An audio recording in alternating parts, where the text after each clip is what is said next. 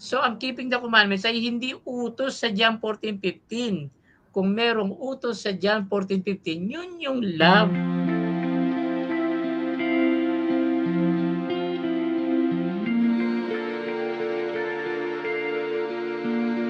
Sa John 14:15, kung merong commandment diyan, ano yung commandment sa John 14:15? Ang commandment sa John 14:15 ay love.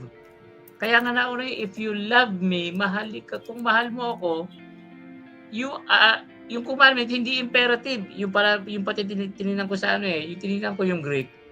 Yung salitang keep my commandments, hindi siya imperative, Mark Paul, hindi siya pautos. So, ang keeping the commandments ay hindi utos sa John 14:15. Kung merong utos sa John 14:15, yun yung love. Kagaya na sinabi ng kaibigan ko, unahin natin yung pag-ibig, magiging ano lang. Kaya para sa akin, ang isang interpretasyon ng John 14:15 is, if you love me, sabi ni Jesus, nasusunod mo na yung mga utos. If you love me, Yes. you will be keeping my commandments. That's one way to translate Yes. etong John 14:15. At medyo mas maganda yun. Kasi Yes. sinasabi mo na ang pagsunod, ang pag-ibig sa Diyos ay napapatunayan ng pagsunod. Kaya sumunod ka sa utos para may pakita na mahal mo ang Diyos. Kumbaga hindi masyado maayos yun. Para sa akin na mas maayos na kung mahal natin ang Diyos, nasusunod na natin yung utos. At ganun din. Sige, ikaw muna, Mark Paul. Kaya ako titignan natin, Pastor, kahit si Paul agree dyan, no, sa Romans.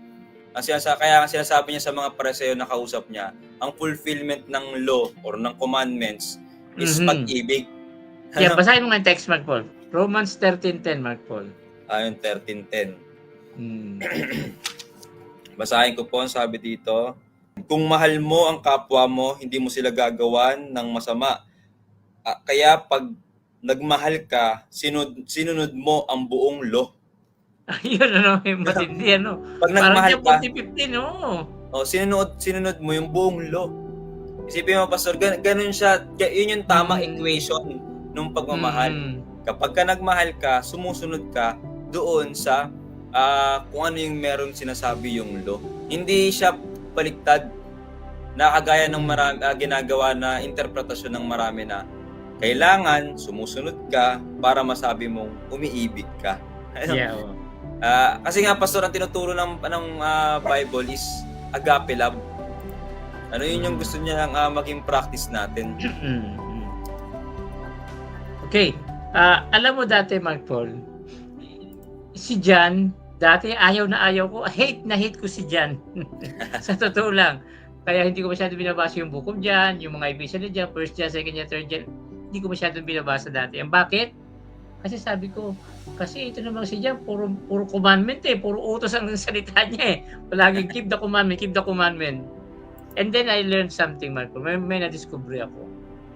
Si John pala, kapag sinabi niyang may commandment, hindi kagaya nung iniisip ng pangkaraniwang Adventist. Yes. May iba palang definition si John sa commandment. At ano yung definition ni John sa commandment? Pakibasa mo nga, Marco, yung John 15:12.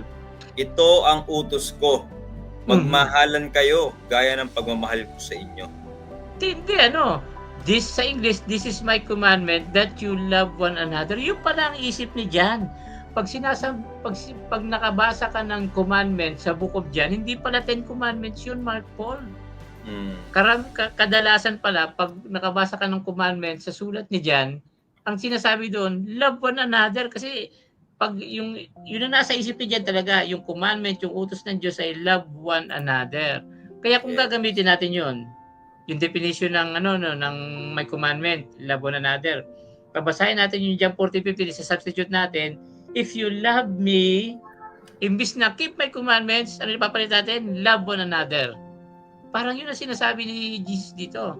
If you love me, love one another. Kung mahal mo ako, magmahalan kayo sa isa't isa.